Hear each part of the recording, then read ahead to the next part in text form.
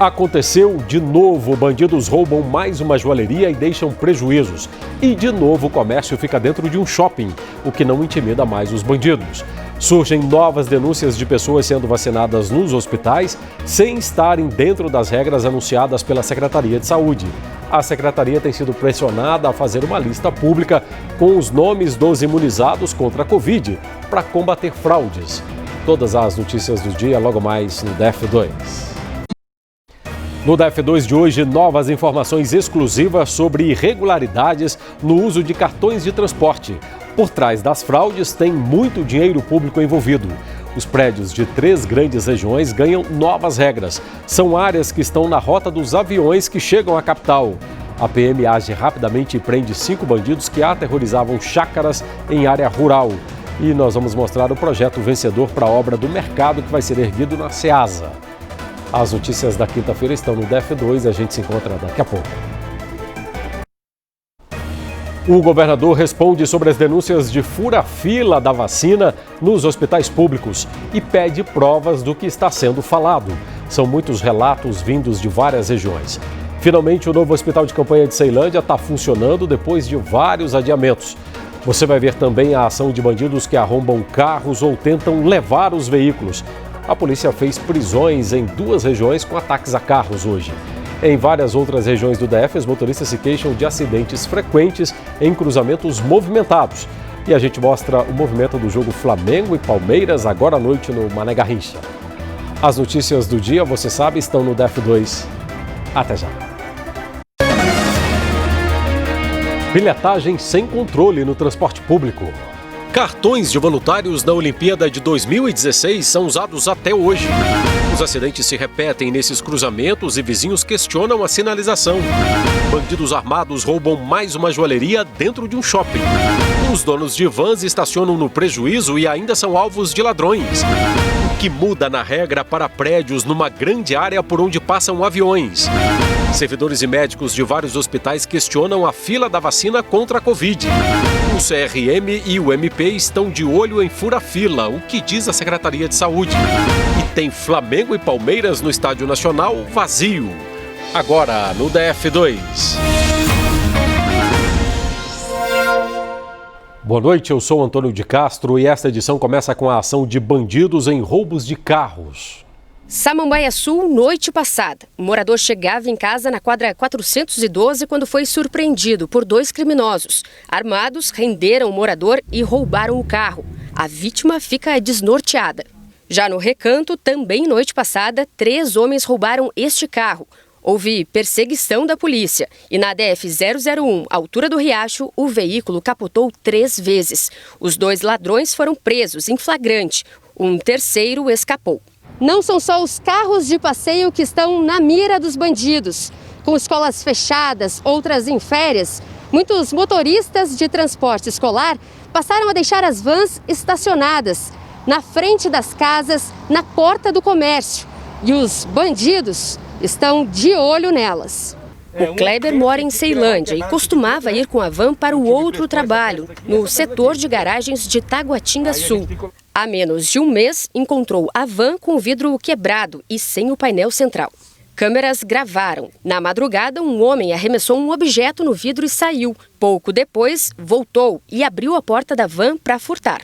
Agora, o Kleber, sempre que sai, leva junto as peças, numa mochila. Antigamente era 1 por ano. Essa época agora que a gente está parado aí, de dezembro para cá já foi mais de 15. E antigamente era um tacógrafo, um som. Hoje em dia eles estão mexendo mais na central porque é caríssimo, né? Que custa 17 mil reais. O André também foi vítima dos ladrões. Meu tacógrafo roubado na Água Mineral enquanto eu estava a trabalho. Foi o tacógrafo e foi o som do meu carro. Aquele colega que ali atrás está, eu acho que foi o ano passado também, ele teve o tacógrafo dele roubado no centro da Ceilândia, do lado da delegacia da Polícia Civil. Então é muito complicado. Mas os números oficiais mostram redução desses crimes ano passado.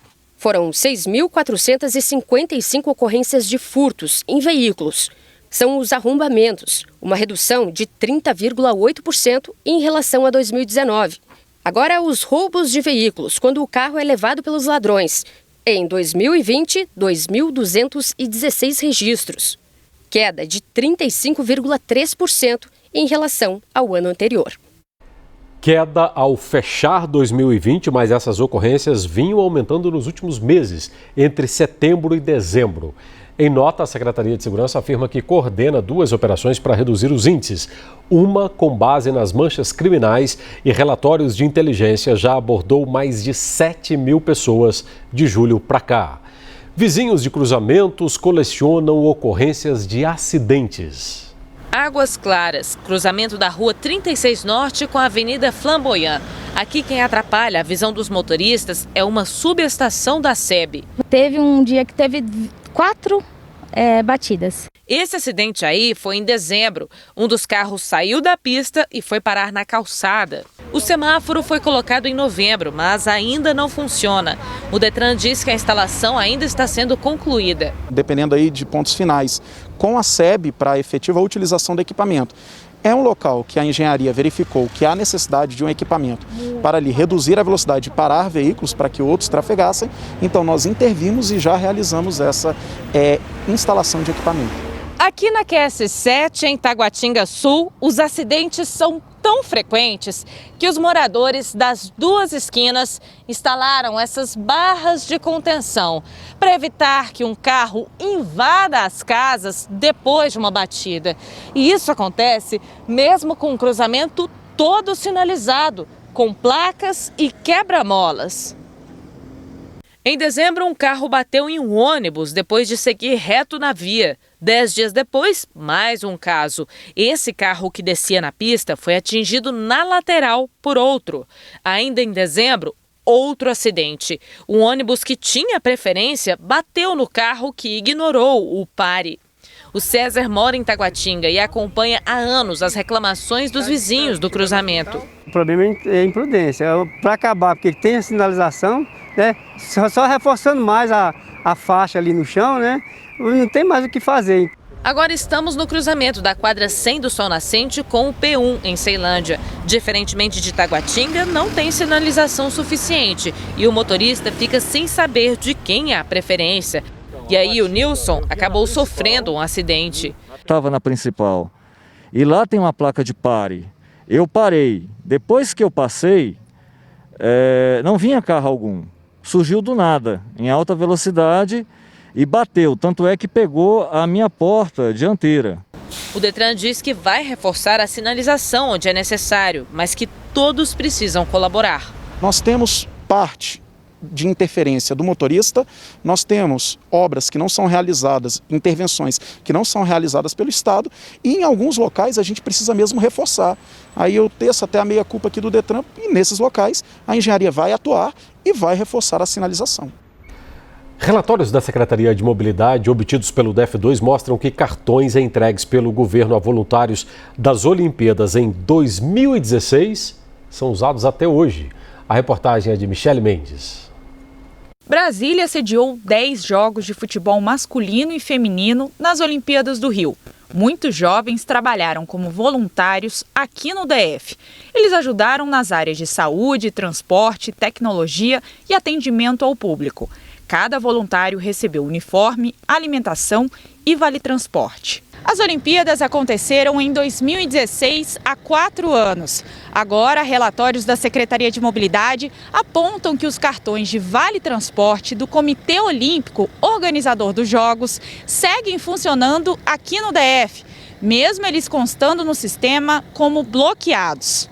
Exemplo. Na última segunda-feira, dia 18, esse cartão foi usado 15 vezes. E no sábado passado, dia 16, 3 cartões do Comitê Olímpico registraram 16 viagens cada um. Este outro documento de dezembro passado mostra a situação de vários cartões, todos bloqueados, mas eles continuam registrando inúmeras viagens. O relatório do mês de novembro de 2020 registrou o uso de 210 cartões do Comitê Organizador dos Jogos Olímpicos do Rio 2016. Isso tudo aqui no transporte público do DF. Ontem nós mostramos que também há fraude no uso do cartão cidadão. Usuários conseguiram utilizar o cartão várias vezes, com diferença de minutos. Um deles fez 378 viagens apenas entre o dia 2 e 15 desse mês. A fraude acontece no sistema de integração, que permite que o usuário utilize o cartão para fazer até 3 viagens no prazo de 2 horas, pagando apenas uma tarifa. Mas, segundo servidores da Secretaria de Mobilidade, o sistema não limita o número de viagens. E aí, algumas pessoas vendem as viagens para os passageiros sem o cartão. A lógica de tudo está justamente em poder fazer integração. Então, ele põe lá R$5. Vai lá no BRT, passa o cartão, vende, para alguém, passa o cartão, embolsa os R$5. Aí ele vai em outros ônibus, e passa mais 2 vezes. Aquelas outras 2 vezes que ele passar o cartão, não vai ser cobrado dele nada. Em compensação, ele recebe por aquilo ali. A nossa equipe voltou a flagrar a venda de cartões na rodoviária do Plano nesta quarta-feira. Veja só, o homem de camisa azul usa o uniforme da empresa Euroseg, que presta serviço de segurança. Ele passa o cartão para este homem de camisa branca e boné. O passageiro agradece, mas logo depois o homem de azul chama o rapaz de branco no canto e parece pedir dinheiro. O passageiro então tira a carteira do bolso, entrega uma nota de R$10 e recebe o troco. Hoje à tarde, depois que a nossa primeira reportagem foi exibida, a polícia fazia uma presença ostensiva na rodoviária do Plano Piloto. A empresa Euroseg respondeu que ficou surpreendida com a imagem de uma pessoa usando o uniforme dela, flagrada vendendo viagens com cartão de transporte. Prometeu apurar e o colaborador pode sofrer sanções previstas em lei. Agora há pouco, a Secretaria de Mobilidade respondeu que nos casos suspeitos de uso irregular de cartões, abre processo administrativo para que o dono do cartão se explique. Se a resposta não for suficiente, o cartão é bloqueado ou recolhido e o usuário tem que ressarcir os valores aos cofres públicos. Em casos de crimes, a Secretaria diz que encaminha para a polícia. A Secretaria ainda não esclareceu por que relatórios ainda apontam o uso de cartões de voluntários das Olimpíadas até hoje. Nós ainda não conseguimos contato com os responsáveis por esses voluntários. Hoje, o DF registrou 834 novos casos de contaminação por coronavírus e mais 10 mortes por Covid-19. Telão atualizado, passamos de 267 mil casos confirmados, com 4.452 mortes até agora. Dessas, 4.067 de pessoas que viviam aqui no DF. Número que eu mais gosto de mostrar, passamos de 256 mil recuperados que venceram a Covid-19. Média móvel de casos, soma dos últimos 7 dias dividido por 7, hoje 731 casos por dia. 14 dias atrás eram 754 por dia, redução de 3%, portanto, dentro da margem de estabilidade. Média móvel de mortes, mesmo critério de comparação, hoje 8 mortes por dia, 2 semanas atrás eram 12 mortes por dia. Aqui nós temos forte redução de mortes no DF, 33%. Servidores e médicos de hospitais públicos apontam que estão sendo vacinadas pessoas que não estariam na linha de frente de combate à Covid-19. Essas fotos foram tiradas por uma médica do hospital de base.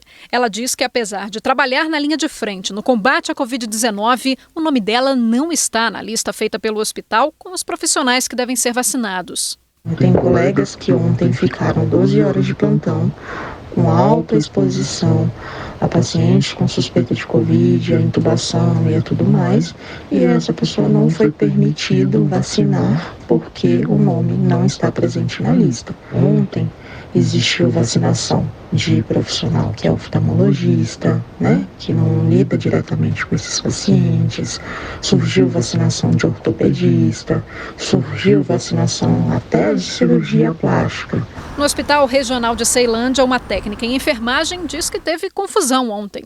Todo mundo querendo ser vacinado, o pessoal do administrativo na fila, brigando para ser vacinado. O pessoal do administrativo foi vacinado, aonde a equipe que estava de enfermagem, que estava fazendo a vacinação, disse que ia faltar vacina para os servidores do HRC. O pessoal de frente não estava sendo vacinado, não estava tendo prioridade. Tiveram que chamar a PM ontem para colocar ordem em casa. E a queixa se repete no Hospital Regional de Taguatinga, de que técnicos administrativos em cargos comissionados e sem contato com pacientes também estariam se vacinando. Eles estão trabalhando apenas na gestão da vacinação, mas eles estão se beneficiando dos cargos e se vacinando mesmo sem terem contato nenhum com o paciente. O Conselho Regional de Medicina do DF começou a fiscalizar os 15 hospitais públicos que estão vacinando contra a Covid-19. Caso haja descumprimento do protocolo, a Secretaria de Saúde será notificada para que tome providências. É inadmissível que pessoas que não estão inseridas nessa primeira fase de vacinação estejam furando a fila. Isso demonstra a desorganização administrativa no local onde está se aplicando a vacina, com a conivência de funcionários. O Ministério Público do DF também acompanha os relatos e já deu 48 horas para a Secretaria prestar informações. Hoje, na abertura do Hospital de Campanha de Ceilândia, o governador pediu provas. O que eu vi em outros estados é que houve fotografias, houveram filmagens. Nesse caso é só uma conversa, não acompanha nenhum tipo de documento. Mas eu acho que o Ministério Público está na sua função. Eu espero que as denúncias sejam todas apuradas, mas que elas venham de forma fundada realmente. Nós vamos apurar e eu acho que chega a ser até absurdo no momento de pandemia deixar de vacinar aqueles que estão na linha de frente para vacinar outras pessoas. Então vamos apurar, se houver realmente, vamos punir aqueles servidores que estão fazendo isso. O DF recebeu até agora 106.160 doses da Coronavac, número insuficiente para imunizar os mais de 100 mil profissionais de saúde das redes pública e particular. E, por enquanto, não há previsão da chegada de novas doses. Nós sabemos que as vacinas ainda vão demorar. Nós temos uma previsão e somente lá pelo meados do ano é que a gente vai ter a população imunizada. A Secretaria de Saúde informou que o secretário Osnei Okumoto solicitou aos superintendentes regionais a lista completa com os beneficiados pela vacina até agora e todas as denúncias serão apuradas. A Secretaria diz que os gestores que tenham cometido alguma irregularidade responderão administrativamente. Sobre o Hospital de Ceilândia, a Secretaria nega que tenha tido confusão ontem. Amanhã devem chegar ao Brasil 2 milhões de doses de vacina de Oxford, vindas da Índia. A cobertura completa no Jornal Nacional daqui a pouco. Agora há pouco, o procurador que pediu a apuração à Secretaria de Saúde sobre fura-fila falou sobre as denúncias que ele recebeu. Infelizmente, nós recebemos denúncias, fotos, mensagens de diversas localidades, entre as quais, inclusive, o HRT e o HRC. O que nos leva, assim, a abrir, com essas notícias de fato, os procedimentos para apurar as responsabilidades. Nós entendemos que as pessoas estão ansiosas, nós entendemos que as pessoas estão ávidas por receber a vacina. No entanto, nós temos que ter uma consciência, nós temos que ter ética em razão do número pequeno de vacinas. Depois de muitos atrasos, o Hospital de Campanha de Ceilândia finalmente começou a receber os pacientes com Covid. O hospital fica na QNN 27, ao lado da UPA de Ceilândia, e tem 60 leitos. 20 são unidades de cuidados intermediários, com suporte respiratório, mas não há UTIs para casos mais complexos. Com a necessidade de desafogar os outros hospitais, o Hospital de Campanha começou a receber os primeiros pacientes noite passada, antes da abertura oficial.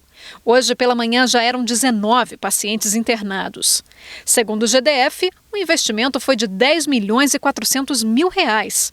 No atendimento estão 280 profissionais temporários, entre médicos, enfermeiros, técnicos, fisioterapeutas, nutricionistas e outros. As obras do Hospital de Campanha de Ceilândia começaram em julho do ano passado e a previsão inicial era de conclusão em 30 dias. Mas a construção só ficou pronta no fim de novembro e só aí os equipamentos herdados do Hospital de Campanha do Mané Garrincha começaram a ser instalados. Nós tivemos um período de dificuldades no que diz respeito à aquisição de materiais. Toda a imprensa noticiou a dificuldade que foi em virtude da Covid, os aumentos que nós tivemos de ferro, a escassez de cimento, tudo isso ocorreu no final do ano passado, inclusive no que diz respeito à mão de obra. E a empresa nos colocou essas dificuldades. A ideia do GDF é que depois da pandemia o hospital possa funcionar como uma unidade materno-infantil. Pessoas que perderam familiares e amigos para a Covid-19 fizeram essa manifestação agora há pouco na Praça dos Três Poderes. Com velas e cartazes, elas lembraram os nomes das vítimas e pediram ações efetivas do governo federal contra a pandemia e também que o governo siga o que diz a ciência. Uma estudante de medicina foi à justiça para tentar reduzir à metade a mensalidade que paga a Universidade Católica. Queria ainda a devolução de R$16 mil, já que as aulas presenciais foram suspensas na pandemia e houve redução de custos, segundo a estudante. A direção da UCB negou redução de despesas e disse que a prestação de serviços educacionais foi mantida. Agora, a justiça concluiu que a aluna conseguiu fechar o semestre curricular com aulas à distância, ao vivo e gravadas, e que a universidade tem autonomia para montar grade curricular com adequações necessárias. O pedido da aluna foi então negado e o juiz concluiu que a pandemia do novo coronavírus impôs e continua impondo desafios aos mais diversos setores da sociedade, da economia, impactando a vida de todos os indivíduos de maneira histórica e sem precedentes. Outras decisões da Justiça do DF sobre o mesmo tema tiveram desfecho parecido. Trânsito intenso na chegada ao centro de Taguatinga. O DF2 volta já já.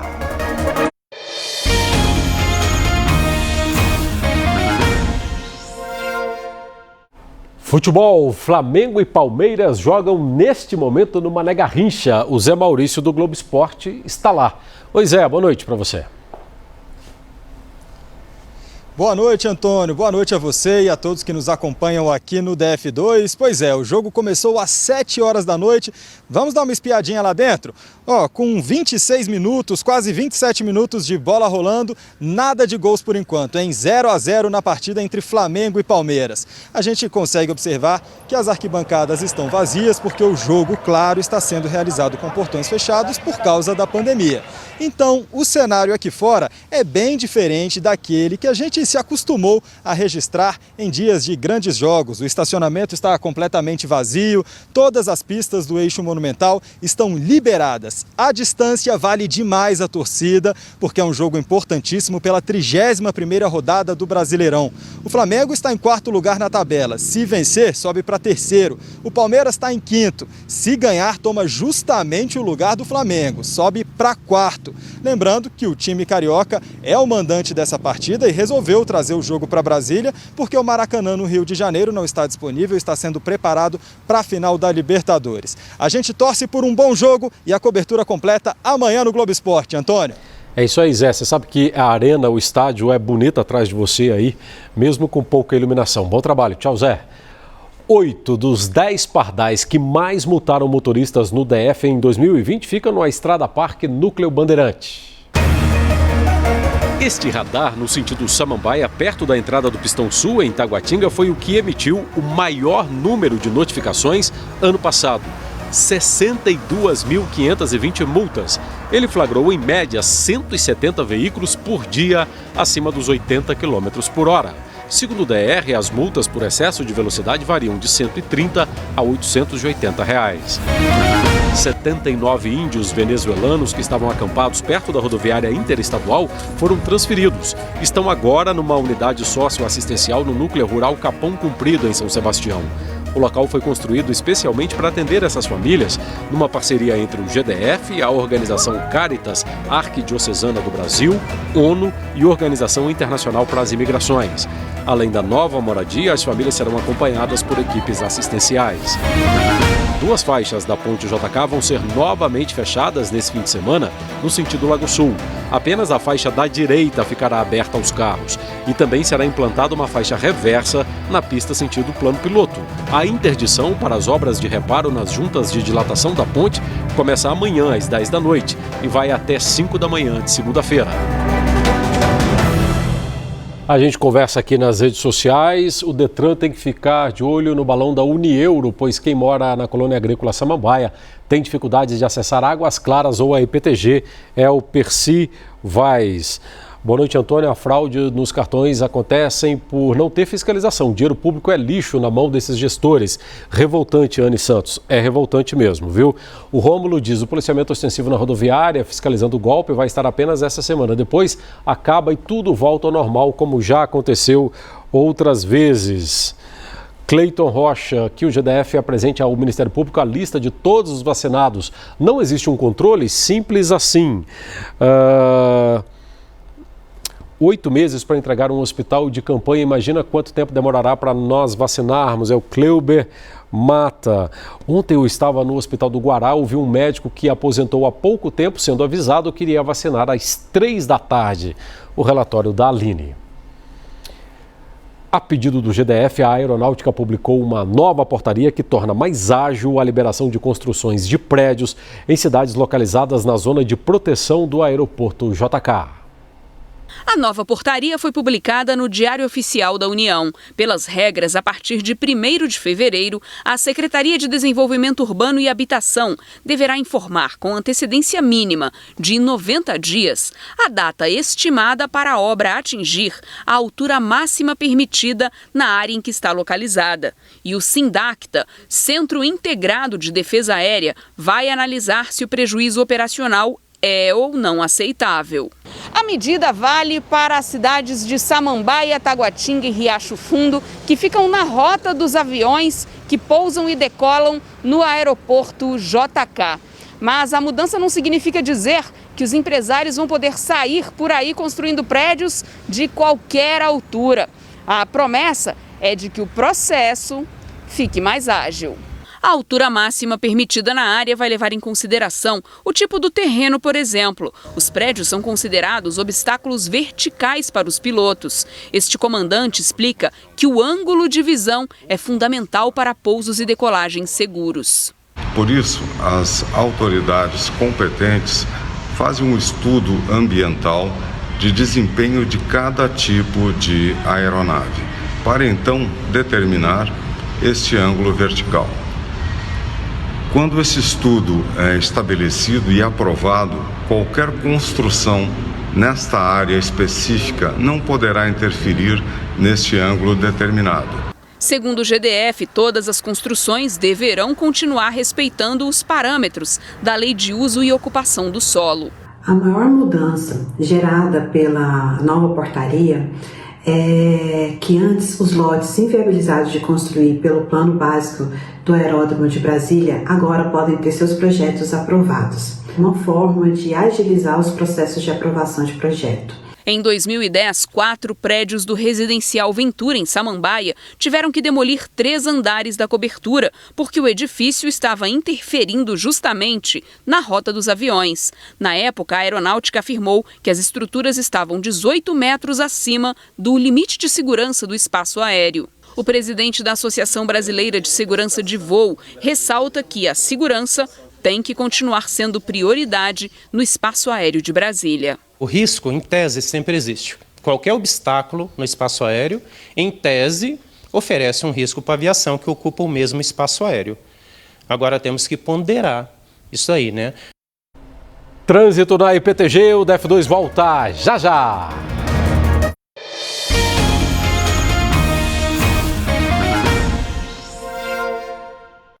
As últimas notícias. 2 homens armados assaltaram uma joalheria num shopping do setor central do Gama no fim da manhã. Segundo uma funcionária, os ladrões agiram rapidamente, chegaram mostrando o revólver e levaram uma bolsa cheia de joias. A direção do shopping informou que a equipe de segurança não reagiu para proteger os clientes e que a polícia já teve acesso às imagens de segurança. Ninguém foi preso ainda. Denúncias pelo telefone 197. A polícia prendeu 5 pessoas investigadas por crimes na área rural de Planaltina. A investigação chegou até a quadrilha depois de uma tentativa de latrocínio numa chácara da Rajadinha 1. Nesse caso, os bandidos atiraram na mão de uma mulher. Na operação de hoje, a polícia recuperou o celular da vítima, apreendeu 2 espingardas, munição e dinheiro. Ainda segundo a investigação, a quadrilha foi responsável por outros 2 roubos na região de Planaltina, além de tráfico de drogas e porte de arma. Um homem morreu baleado na DF-128 em Planaltina à tarde. Os bombeiros encontraram Paulo Mateus da Silva, de 26 anos, já sem vida. Ele estava caído dentro do lote onde morava, perto do portão de entrada, com ferimentos no peito, na cabeça e nos braços. A polícia está investigando. O homem que jogou um carro no espelho d'água do Palácio da Justiça virou réu agora na Justiça por crime contra a segurança nacional. Segundo a denúncia do Ministério Público Federal, Luiz Antônio pretendia intimidar autoridades e incentivar atos de violência contra a ordem. Em 15 de novembro passado, um carro que ele alugou foi encontrado com um pedaço de madeira no acelerador. Ainda de acordo com o Ministério Público, Luiz acreditava que o Palácio da Justiça era a sede do Supremo, onde pretendia um atentado. Só não provocou problemas maiores porque o carro caiu da rampa de acesso. Ele é do Paraná e foi preso no dia seguinte num hotel em Brasília. Para a Justiça Federal, os elementos que foram apresentados justificam a instauração do processo penal. A pena pode chegar a 15 anos de prisão. Nós ainda não localizamos a defesa dele. Aqui nas redes sociais as coisas já estão difíceis para os donos de vans e ainda mais com furtos, prejuízo complicado, diz o Fanquim. É muito cruel furar a fila de profissionais da saúde e idosos na vacinação. Falta de respeito e humanidade. Onde paramos? A Tainara Mello. Falta de respeito mesmo, né? Tem muita gente perguntando aqui, Antônio, por que não coloca a PM, a paisana, para flagrar essas pessoas vendendo o cartão do transporte, né? Se for ostensivo, será enxugar gelo, Josimar. Josimar, isso se arrasta sem controle. Será por que não tem interesse de resolver isso de uma vez por todas, hein? Por que será? Um abraço, até amanhã.